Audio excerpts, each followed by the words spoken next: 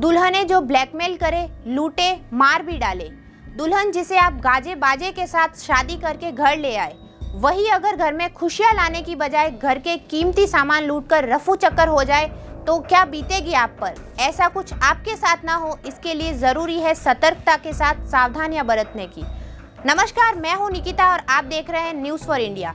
आइए जानते हैं एक ऐसी ही दुल्हन के बारे में। यूपी के गौड़ा में इस 27 दिसंबर को एक अजब गजब चोरी का मामला सामने आया।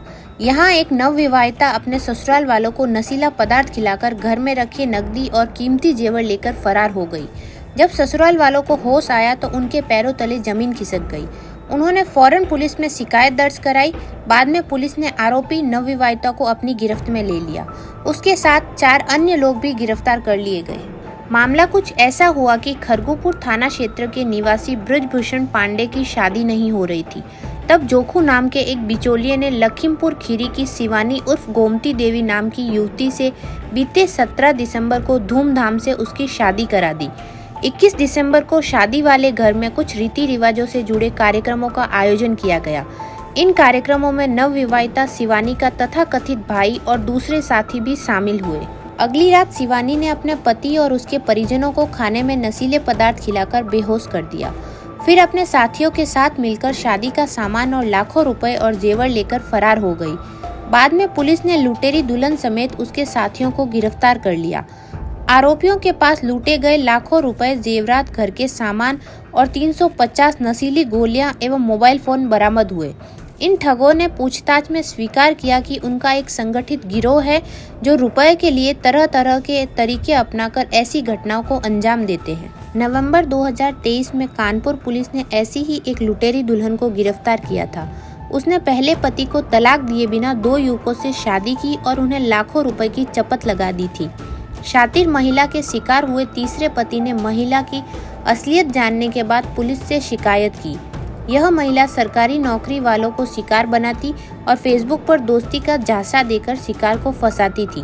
वह सरकारी नौकरी वाले युवकों को प्रेम जाल में फंसाने के बाद उनसे शादी करती थी और शादी के बाद लूट का खेल शुरू होता था। शादी के कुछ समय बाद वह अपने पति से पहले लाखों रुपए की डिमांड करती थी। ऐसा ही उसने तीसरे पति शिवम के साथ किया, मगर शिवम ने आर्थिक स्थिति का हवाला देकर उसकी मांग पूरी करने से इनकार कर दिया।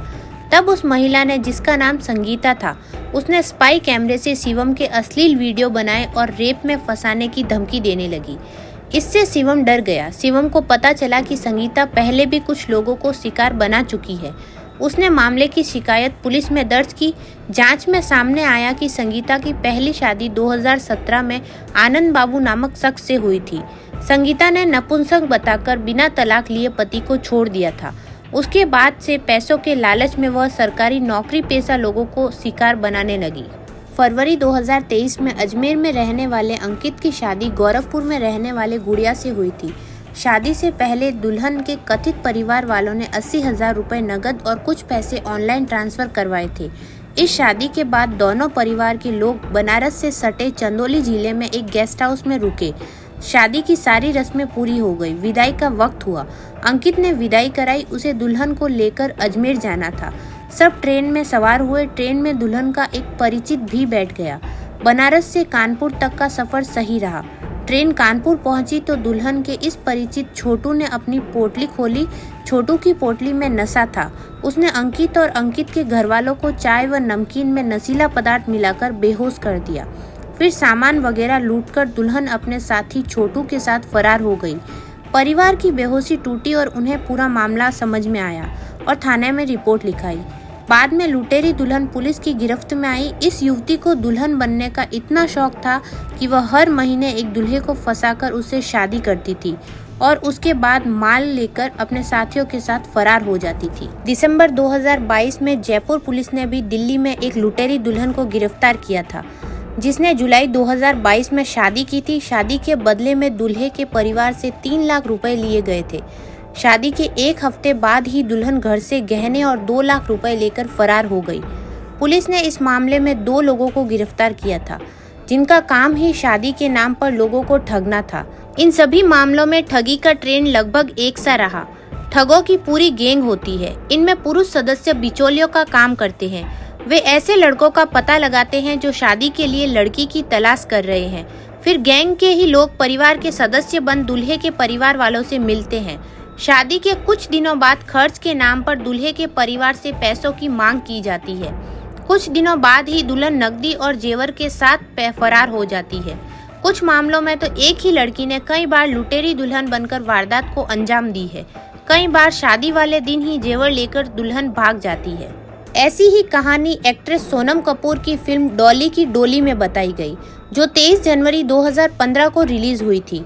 इस फिल्म में सोनम कपूर लुटेरी दुल्हन थी। फिल्म में सोनम एक ऐसी लुटेरी दुल्हन के किरदार में नजर आई जो पैसों के लिए शादी करती है और फिर लड़कों को धोखा दे देती है।